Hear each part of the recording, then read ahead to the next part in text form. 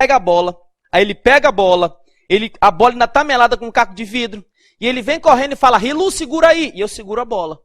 Bem na hora que você chega em casa.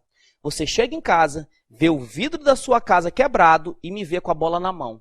Tu vai pensar que foi eu que quebrei o vidro, não é? Aí o que você faz? Você entra com uma ação contra eu. Você pega e entra na ação contra o professor Rilu. Você é o autor, eu sou o réu. E eu vou ficar com cara de leso. Por que eu sou réu? Não é para eu ser réu. Seu juiz, não fui eu. Seu juiz, não sou eu o responsável pelo prejuízo que ele teve. Seu juiz, eu não sou parte legítima. Eu sou parte o quê? Ilegítima. Quem fez isso foi o Mário Jorge. Ridson, o réu, ele pode ou deve fazer isso? Segundo o CPC, se o réu, ele sabe que ele é uma parte ilegítima e ele conhece quem é que tem legitimidade, o réu deve. O réu deve indicar a parte legítima se ele conhecer, porque se ele não conhecer, né, como é que eu vou indicar? Então, se eu estou aqui réu, e você, autor, entra com ação contra... Você entra contra mim, e você está dizendo que eu sou o culpado, eu posso dizer o seguinte, seu juiz, eu não sou o responsável, seu juiz, eu sou parte ilegítima. E o juiz, ele vai escutar essa minha história. Após o juiz escutar a minha história, o juiz vai intimar você. Ele vai intimar você e vai te intimar para você no prazo de 15 dias, para que, se você quiser, você tira o Rilu do processo e tu coloca o Mário Jorge. Você pode fazer essa substituição no prazo do quê? De 15 dias. Grava esse prazo. O prazo é de 15 dias. Você tem 15 dias para fazer essa substituição. Ridson, eu sou obrigado a fazer a substituição? Não. Se você não quiser fazer a substituição, o juiz vai te dar os 15 dias, tu fala, não quero, seu juiz, eu quero Rilu. Você pode. Mas se você quiser, você pode fazer a substituição. Aí o que acontece? Eu saio e entra o Mário Jorge. Mas olha, se eu sair do processo, você tem que ter consciência que tu me chamou para o processo. O primeiro a ser chamado fui eu, Ridson. E se você me chamou, eu tive que me defender através de advogado. Eu tive despesas, eu tive custos. Então, ao substituir o réu, você vai ter que reembolsar os prejuízos que eu tive. Você tem que reembolsar, ainda tem outra. Você vai ter que pagar os honorários para o meu advogado. Cuidado. Nessa hipótese aqui, os honorários que você vai pagar para o meu advogado, como o processo está bem no comecinho, não teve quase nada ainda, os honorários vão ser fixados entre 3% e 5% sobre o valor da causa.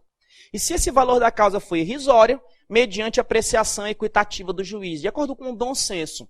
Então, olha, você está me tirando, beleza, eu saio do processo, mas você vai ter que me reembolsar e pagar o honorário do meu advogado. O honorário do meu advogado é o quê? Entre 3% e 5%. Ridson, não é mínimo de 10%, máximo de 20%? Gente, isso é uma regra. Aqui eu tenho um caso especial. É uma exceção à regra. É um caso em que o honorário vai ser fixado entre 3% e 5%. Cuidado, isso que vai despencar em prova. Fechou até aí? Então eu posso sair e entrar o Mário Jorge. Aí você paga os honorários do meu advogado e paga as minhas despesas. Mas você também pode ficar com o pé atrás, tipo assim, calma aí, velho. O Ridson não estava jogando bola sozinho. Ele estava com mais alguém. Quer saber de uma coisa? Tu tá querendo dar uma desperto, Ridson. Eu não vou te tirar do processo. Tu vai continuar, Ridson. A única coisa que eu vou fazer é, vem, Mário Jorge, vem pro processo. Eu vou entrar, vou colocar na justiça os dois. Eu vou incluir. Eu posso fazer isso, Ridson? Pode. Você pode, nesses 15 dias, apenas incluir essa outra parte que eu estou alegando que é ilegítima. Você pode fazer isso. E nessa situação eu vou ter o quê? Um litisconsórcio passivo. Vai ficar eu e o Mário Jorge. 2 contra 1. Tranquilo até aí? Então lembra do seguinte. O réu, na contestação, ele pode alegar que ele é parte ilegítima ou que ele não é o responsável. Se ele alegar que ele é parte ilegítima, e ele sabe quem foi que fez a cagada, ele pode ou deve indicar a pessoa? Deve. Ele deve até sob pena de pagar despesas e etc e tal, porque ele tem que cooperar com o juízo. Mas olha só, quando o réu alega que ele é parte legítima ou que ele não é responsável, vai ser avisado o juiz. E o juiz vai dar um prazo para você, autor. O juiz vai te dar quantos dias? 15 dias. Nesses 15 dias, você é obrigado a me excluir do processo e colocar o outro? Não. Se você quiser seguir contra a minha pessoa, você pode. Mas se tu quiser me tirar e colocar ele, você também pode. Se você me tirar, se você me substituir, eu vou sair com a mão abanando? Eu vou sair com o prejuízo que eu tive? Não. Você vai pagar minhas despesas e, além disso, você vai pagar os honorários do meu advogado. Quantos por cento os honorários do meu advogado? Entre 3% e 5%. O juiz vai avaliar. Beleza até aí? E se você quiser Você pode deixar de me excluir, me deixar no processo e apenas incluir o próximo, apenas incluir o Mário Jorge? Pode. Nesse caso vai ser formado o quê? Um litisconsórcio passivo. Entendeu o artigo 338 e 339? Tranquilaço, né? Agora vamos falar sobre mais um incidente, que é o artigo 340. Mas antes, preste atenção. Eu acredito que quem já estudou o processo civil está olhando para isso daqui pensando, Ridson, isso não é aquela nomeação à autoria? Pois é. A nomeação à autoria, ela não é mais intervenção de terceiros. A nomeação à autoria, ela não existe mais. Aquela nomeação à autoria que existia antigamente, hoje ela virou esse incidente aqui na contestação. Beleza, nomeação à autoria não existe mais. O nome disso não é nomeação à autoria. Eu só estou te dando uma dica, porque se ele te perguntar na prova, nomeação à autoria é uma forma de intervenção de terceiros? Não é, porque ela não existe mais. Fechou até aí? Agora que eu sei o artigo 338 e 339, vamos falar do artigo 340. Bastante importante, é mais uma novidade do CPC. Preste atenção numa coisa. O artigo 340, ele traz uma opção para o réu, para que o réu apresente sua contestação no foro do domicílio dele. Então, o réu mora em Rio Branco, ele pode apresentar a sua contestação em Rio Branco, caso ele alegue incompetência absoluta ou relativa do juiz lá que o autor escolheu. Isso não entendi porcaria nenhuma. Vem cá comigo. Olha só, vamos desenhar. Isso aqui é o direito processual civil desenhado. Porque se não vai na letra, vai no desenho. Mas no desenho vai que você vai aprender essa parada de qualquer jeito. Olha só. Imagina que eu tenho um autor, e esse autor, ele entra com uma ação na cidade do Rio de Janeiro. Ele entra com uma ação na cidade... Se ele entrou no Rio de Janeiro, é porque o autor acha que o juiz do Rio de Janeiro é competente. Acontece que o réu não está morando no Rio de Janeiro. O réu está morando em Rio Branco. O réu tem domicílio em Rio Branco. Aí o que vai acontecer? Esse juiz do Rio de Janeiro, ele pode mandar uma carta precatória para o juiz aqui de Rio Branco, no Acre? Pode. Mas vamos esquecer um pouquinho essa parte da carta precatória, eu falo com ela depois, sobre ela depois. Quero que você entenda o seguinte, o autor entrou com uma ação no Rio de Janeiro, só que o réu está em Rio Branco. E o réu fica sabendo, ele pesquisa na internet e descobre que o autor entrou com uma ação lá no Rio de Janeiro. Qual seria o certo? O certo seria esse réu se deslocar até o Rio de Janeiro, se não tiver protocolo descentralizado, processo eletrônico, né? Claro, né, pessoal? Mas se não for esses casos, ele teria que se deslocar até o Rio de Janeiro para protocolar a contestação aqui. Só que o CPC diz pra gente que nessa situação, o réu, ele pode falar bem assim, autor, tu tá doido? O juiz competente para julgar essa causa não é o do Rio de Janeiro. O juiz competente para julgar essa causa é o juiz de onde eu estou morando, é o juiz de Rio Branco. Então, se o réu alegar incompetência absoluta ou relativa, eu estou falando incompetência em razão do lugar no exemplo, tá? Que é relativa, mas tanto faz. Se o réu alegar incompetência absoluta ou relativa daquele juiz, esse réu pode protocolar a contestação no domicílio dele. Então ele protocola onde? Ele protocola em Rio Branco. Acontece que em Rio Branco não tem só um juiz. Tem vários juízes. Aí, esse réu, ele não pode escolher para qual juiz ele vai protocolar a contestação. Então, essa contestação ela vai estar sujeita à distribuição. Vai ser feita uma distribuição por sorteio. E imagina que ele apresenta a contestação, e essa contestação é distribuída para o juiz 3 de Rio Branco. O que vai acontecer? A petição inicial está no Rio de Janeiro. E a contestação está com o juiz 3 de Rio Branco. O que o juiz 3 de Rio Branco vai fazer? Ele vai comunicar imediatamente o juiz do Rio de Janeiro e falar bem assim, juiz do Rio de Janeiro, eu sei que tem uma ação aí, só que o réu, ele protocolou a contestação aqui em Rio Branco, porque ele está dizendo que você aí do Rio de Janeiro, que você é incompetente. E essa comunicação imediata, ela vai ser feita preferencialmente de forma eletrônica, não é obrigatoriamente. Cuidado que em provas, com certeza, eles vão trocar essa expressão. É preferencialmente, porque se não der, eu faço de outro meio. Preferencialmente de forma o quê? Eletrônica. Entendeu até aí? Ritson, mas calma, eu estou com impasse. Quem é que vai ficar com esse processo? É o juiz do Rio de Janeiro ou é o juiz do Rio Branco? Olha só, o juiz do Rio de Janeiro, ao ser comunicado de forma imediata, preferencialmente de forma eletrônica, pelo juiz de Rio Branco, ele pode falar bem assim, caraca, velho, não é que o cara de Rio Branco tá certo? O processo não é para tramitar aqui no Rio de Janeiro. O processo é para tramitar em Rio Branco. esse juiz do Rio de Janeiro, ele pode reconhecer a alegação do réu. Falar, pô, realmente, réu, tu tá certo. Autor, tu tá maluco? Como é que tu entra no Rio de Janeiro? Tu tinha que entrar em Rio Branco. Aí o que vai acontecer? Se ele reconhecer, esse processo sai do Rio de Janeiro e vem para Rio Branco. Rito, mas calma aí. Vai ficar com qual dos 3 juízes de Rio Branco? O juiz 1, o juiz 2 e o juiz 3? Gente, o juiz 3 não foi o que recebeu a contestação? Não foi distribuído para ele? Foi. Então o processo vai sair do Rio de Janeiro e vai vir para Rio Branco para o juiz 3. O juiz 3 ele vai ser prevento, vai ocorrer a prevenção. Então, caso fique definido que vai ser Rio Branco, eu não vou fazer uma nova distribuição. Ela vai ficar com o juiz de quem? Com o juiz de Rio Branco. Agora, olha só que interessante. Assim que o réu alega essa incompetência, eu tenho que resolver, porque eu não sei se o processo vai ficar em Rio Branco ou Rio de Janeiro. E eu não posso dar andamento ao processo. O que vai acontecer nessa situação? Ele alegando, aquela audiência de conciliação ou mediação que nós já conversamos, ela vai ficar suspensa. Ela vai ficar suspensa, claro, se ela tiver sido designada. Porque se ela ainda não foi designada, né, não vou designar. Então, se ela tiver, eu suspendo até resolver. Aí depois de eu resolver, se fica no Rio ou se fica em Rio Branco, definida a competência, eu estabeleço uma nova data de audiência de conciliação ou mediação. Hidson, entendi porra nenhuma, Hidson. Hidson, eu tô na merda, Hidson. Hidson, olha só, vem cá comigo, presta atenção. Direito do processo civil é uma matéria-chave para concurso público. Porque a dificuldade que você tem, todo mundo tem, cara. Não pensa porque eu vou ter bacharel em direito. Gente, você pega livros de processo civil, o povo quer se matar porque não entende porcaria nenhuma. É uma matéria técnica, tá? Tem gente que ama de paixão. Eu, por exemplo, sou louco por isso daqui. Eu fico doente, dói meu coração quando eu vejo alguém dizendo que processo civil não está entendendo, que é difícil. Mas assim, tenha em mente, é uma matéria que vai fazer diferença na tua prova.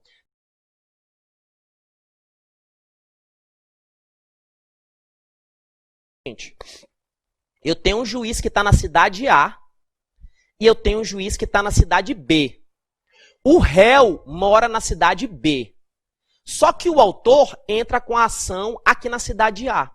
O autor entra com a ação na cidade A. A pergunta é, sempre esse réu tem que sair da cidade B e viajar até a cidade A para apresentar a contestação. Ele sempre tem que fazer isso? Não. Esse réu pode apresentar a contestação dele na cidade B mesmo. Desde que ele alegue incompetência absoluta ou relativa de quem? Desse juiz da cidade A. Então, se eu alegar incompetência absoluta ou relativa, eu posso apresentar minha contestação onde? Eu posso apresentar na cidade em que eu estou domiciliado. Agora, olha só. Ao eu trazer esse incidente, uma coisa vai ficar suspensa. O que vai ficar suspenso que eu não posso realizar? A audiência de conciliação ou mediação. Se ela tiver designada, eu tenho que resolver. O processo fica com o juiz da cidade A ou com o juiz da cidade B. O que vai acontecer? Nessa cidade B eu tenho vários juízes. Como eu tenho vários juízes, ao apresentar a contestação, eu vou fazer a distribuição para um deles. Imagina que é o juiz X. Está aqui com o juiz X. Esse juiz X, ele tem que avisar para o juiz da cidade A. Ele tem que avisar. Pergunto, ele avisa em quantos dias? Ele não avisa em dias, a comunicação ela é imediata. E essa comunicação é por oficial de justiça, certo ou errado? Errado. A comunicação é imediata e preferencialmente por meio eletrônico. O que acontece? Esse juiz A, ele fala da cidade A, fala, pô, realmente o processo não é para ficar para mim. Eu vou sair. Aí o que vai acontecer? Esse juiz aqui que fez a comunicação, ele vai ser prevento. É ele que vai ficar com o processo. Fechou, pessoal? Tranquilos? Entenderam? No desenho fica mais fácil para a gente compreender. Do Rio de Janeiro, Rio Branco, o réu apresenta a contestação no local do seu domicílio, se ele alegar que ocorreu incompetência absoluta ou relativa. Tranquilaço? Agora que eu entendi o artigo 340, vamos para a reta final aqui de contestação, porque quando a gente contesta, eu tenho que ter em mente que se o autor fala para mim que eu sou foló, arrombado e liso, eu tenho obrigação de rebater cada um dos fatos. Eu não sou foló, eu não sou arrombado, eu não sou liso. O CPC estabelece que o réu, na contestação, ele tem que se manifestar de forma precisa sobre os fatos alegados na petição inicial. Então, se o autor ele imputou 3 fatos contra você, você tem que contestar os 3. sob pena de presunção de veracidade dos fatos alegados pelo autor. Isso daqui é o ônus da impugnação específica. Como assim, Ritson? Volta aqui, ó. O autor fala que você é foló. Eu não, né? Você. Fala que você é foló. Fala que você é arrombado. Fala que você é liso. O autor fala que você é foló, arrombado e liso. E tu fala assim, eu não. Eu não sou foló e eu não sou arrombado. Você contestou? Contestou. Mas tu contestou todos os fatos? Não. Você impugnou, mas tu não impugnou de forma específica todos os fatos. O que vai acontecer? Foló tu contestou, impugnou, beleza. Arrombado tu impugnou, beleza. Só que o fato de você ser liso, esse fato presume-se verdadeiro. Essa presunção é absoluta? Não. É uma presunção relativa, admite prova em contrário, tá? Então, eu tenho essa presunção de veracidade. Então, o que vai acontecer? O réu, quando contesta, ele tem um ônus. Ele tem um dever de impugnar de forma específica cada um dos fatos, cada uma das alegações do autor. Se eu não impugnar uma, ela vai se presumir verdadeira. Ritson, então quer dizer que eu sou revel? Não, pô. Você não contestou? Você contestou. Se você contestou, você não é revel. É somente com relação a esse fato que eu presumo verdadeiro, tá? Quando eu falar contigo de revelia, você vai sentir a diferença. Então, eu não estou falando que você é revel. Eu só estou falando que se você não impugnar de forma específica, vai se presumir verdadeiro aquele fato. Até porque os outros tu contestou. Revelia é ausência de contestação, gente. No caso, você contestou. Só que tu contestou só 2 fatos. O terceiro, você não contestou, você não impugnou de forma específica. Então, com relação a esse terceiro, presume-se que ele é verdadeiro. Agora, vejam só.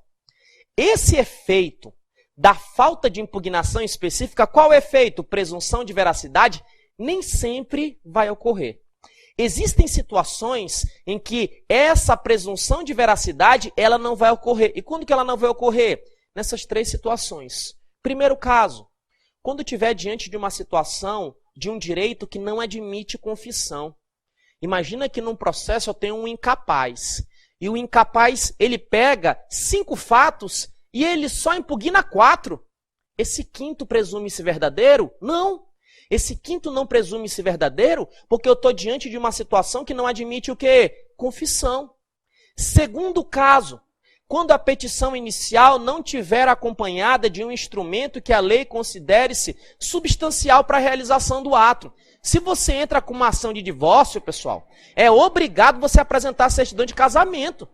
Se tu não apresenta a certidão de casamento, está faltando o quê? Um instrumento para a substância do ato. Então, mesmo que tu não impugne de forma específica tudo, não vai ter essa presunção. E finalizando, quando tiver na contradição da contestação considerada no seu conjunto. Ritsu, como assim esse terceiro caso? Olha só. Eu falo que você é foló, eu falo que você é arrombado e eu falo que você é liso. E na resposta tu me responde assim, eu não sou nada disso. Você não pode fazer negativa geral. Você tem que impugnar de forma específica. Eu não posso fazer essa negativa, eu não sou. Não, você tem que impugnar de um por um. Aí o que você faz? Na impugnação você fala bem assim, eu não sou foló e eu não sou arrombado. Inclusive, eu fiz uma cirurgia para ficar apertadinho e essa cirurgia ela custou R$200 mil, porque eu tenho muito dinheiro. Preste atenção. Tu impugnou só foló e arrombado. Tu não impugnou que tu era liso.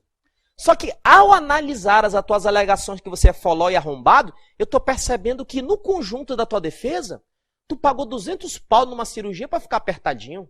Então, considerando no teu conjunto, eu estou sentindo que é contraditório eu entender que você é liso. Então, nesse caso, mesmo tu não tendo impugnado de forma específica o fato de você ser liso, eu não vou ter essa presunção de veracidade. Tranquilo até aí? Então, por enquanto, lembra o seguinte. Se o autor trouxer 5 fatos, você tem que impugnar todos de forma específica. Se você não impugnar um ou algum deles, vai gerar um efeito. Qual que é o efeito? Presunção da veracidade do fato alegado pelo autor sobre aquele fato. Só que essa presunção ela não vai existir. Ela não vai ocorrer em alguns casos. Primeiro caso que ela não vai ocorrer, quando estiver diante de um direito que não admite confissão. Segundo caso, quando a petição inicial não tiver acompanhada de documento que a lei considere de substância para a realização do ato. E terceira situação, quando a tua defesa estiver em contradição com aquele fato, considerando no seu conjunto, tá? Pessoal, nas provas, nesse aspecto aqui, vocês não vão ver exemplo prático, é muito raro, tá? Então eles vão te cobrar o CPC seco, então grava isso daqui, você tem que memorizar. Agora só que interessante, quando eu estou no processo civil, se você tá liso, tu não tem dinheiro, porque tem gente que tá liso, aí alguém entra com uma ação contra a pessoa fica desesperada, eu tenho que contratar advogado. Aí chega lá com o advogado te cobra 5 mil reais. Aí, pô, tu tá liso, tu tá lascado, o que você faz? Tu vende a bunda, vende tudo, velho. Tu se comercializa para arrumar o dinheiro para advogado. Não. Se você tá liso, vai na Defensoria Pública. Defensoria Pública é responsável por fazer a defesa dos necessitados. Ritson, eu na Defensoria Pública não, eu vou ser prejudicado. Pelo contrário. Primeiro, a Defensoria Pública, ela tem um benefício do prazo em dobro. Todas as manifestações pela Defensoria Pública, o prazo é em dobro. Então, o que vai acontecer? Se você se lascar, comercializar tua bunda para contratar um advogado, esse teu advogado particular ele vai ter o prazo de 15 dias para contestar. Se você tiver representado pela Defensoria Pública, a Defensoria Pública tem um prazo em dobro. Então, a Defensoria Pública ela não tem 15, ela tem o quê? 30 dias. E, além disso, esse ônus da impugnação específica, essa regra dessa presunção, ela não se aplica para a Defensoria Pública. Então, se você tiver representado pela Defensoria Pública e a Defensoria Pública trouxer uma negativa geral, ó, tá tudo doido aí. Ou então ela fala, não, o cara não é foló. E ela esquecer de falar que tu também não é arrombado e liso, fica tranquilo. Porque quem está representado pela Defensoria Pública, quando eu estou falando Defensoria Pública, para ela não se aplica essa regra. Não se aplica para ela, nem para o advogado dativo. Ritz, o que é advogado dativo? É aquela situação em que a parte está sem o advogado e o juiz nomeia, o juiz fala, ei, vem cá você. Agora, tu já pensou? O advogado está passando pelo corredor e o juiz fala, vem cá. Pô, o cara vai, né, porra, o cara vai com a vontade do cacete. Imagina como é que ele vai fazer a sua defesa, né? Então, nessa situação, eu não vou aplicar essa regra da impugnação. Se esse advogado dativo, se ele fizer aquela impugnação, aquela contestação geral, eu não aplico esse ônus. Eu não tenho essa presunção. E no terceiro caso, quando o réu é curador, quando o réu está representado por um curador especial. Para essas três pessoas, eu não aplico a regra da impugnação específica dos fatos. Fechou até aí, pessoal? Lembra, se o autor trouxer 5 fatos, você tem que impugnar todos os 5. Se você não impugnar, presume-se verdadeiro aquele que tu não impugnar. Só que esse ônus, esse dever de impugnar, não se aplica para 3 pessoas. Quem são as 3 pessoas? Defensoria, advogado dativo e o curador especial. Ritsu, cadê o Ministério Público? Não tem, cuidado. Eu tenho certeza que nas provas eles vão meter o Ministério Público. Não tem Ministério Público. Beleza até aí? Tranquilaço? Agora que eu matei isso daqui, vamos fechar aqui a parte de contestação. E aqui tem uma questão já cobrada em provas, que é o seguinte. Eu já apresentei a minha contestação. No prazo, você tem 15 dias. Tu apresentou no 5º dia. Isso, como ainda estou no prazo, eu esqueci de escrever alguma coisa. Eu posso apresentar uma outra contestação? Eu posso entregar uma segunda contestação? Não, porque ocorreu a preclusão consumativa. Para contestar, como regra, você tem 15 dias, salvo aquelas pessoas que têm o benefício do prazo em dobro. Se no 5º dia você foi lá e contestou, aí você chega no 6º dia e fala, eu me arrependi, caramba, era para ter dito isso, eu esqueci. Eu vou complementar. Não pode. Se você já contestou, o ato foi praticado, o ato foi consumado. Você não pode entrar com uma segunda contestação. O ato já foi realizado. Ocorreu o quê? A preclusão consumativa. Isso então quer dizer que quando eu apresentar a contestação, eu não posso falar mais nada no processo, acabou. Não, não é bem assim. Preste atenção no seguinte. O CPC, ele fala pra gente que só é lícito ao réu trazer novas alegações depois de contestar nesses 3 casos.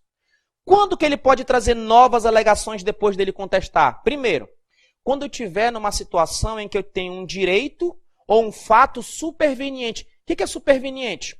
Tu apresentou a contestação, mas aconteceu um fato depois da contestação. Então, se foi depois, quando tu apresentou o documento, tu não tinha como adivinhar isso. Então, você vai apresentar? Vai apresentar. Pode apresentar? Pode. Então, depois de contestar, você pode apresentar uma nova alegação. Ó, seu juiz, desculpa, eu não disse na contestação, porque isso aconteceu depois, aconteceu só ontem, tá? Então é um direito a um fato superveniente. A segunda situação que o réu pode apresentar a alegação, depois, mesmo ele já tendo contestado, é quando aquela alegação competir ao juiz a alegar de ofício. Olha só, quando nós falamos sobre preliminar, nós conversamos que o artigo 337 tem matérias que o juiz deve alegar de ofício, que o juiz deve pegar e acolhê-las de ofício mesmo que não tenha pedido da parte, como é o caso da incompetência absoluta. Então, a incompetência absoluta, não compete ao juiz agir de ofício? Compete. Se você se esqueceu de colocar na contestação, você pode apresentar esse fato depois? Pode, por quê? Porque compete ao juiz alegar ele de ofício.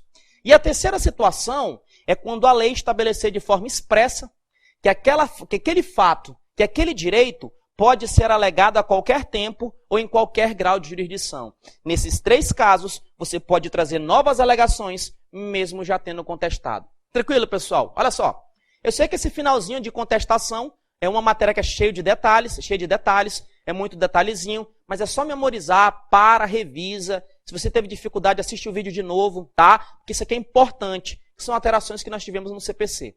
Primeiro eu conversei contigo nesse bloco sobre a alegação que o réu faz na contestação de que ele não é responsável ou de que ele é parte ilegítima.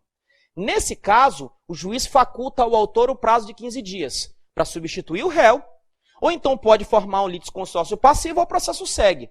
Se o autor substituir o réu, tem que reembolsar as despesas e honorários de 3% a 5% sobre o valor da causa. Eu também falei para ti que no artigo 340, eu tenho a situação em que o réu pode apresentar a contestação no local do domicílio dele. Quando que ele faz isso? Quando esse réu alega que o autor entrou numa cidade em que o juiz é incompetente de forma absoluta ou relativa. E tendo essa alegação, fica suspensa a audiência de conciliação ou mediação. O que vai acontecer? Se esse juiz daqui reconhecer que o juiz de Rio Branco é o competente, esse juiz 13 ele vai ser considerado o quê? Pré-evento.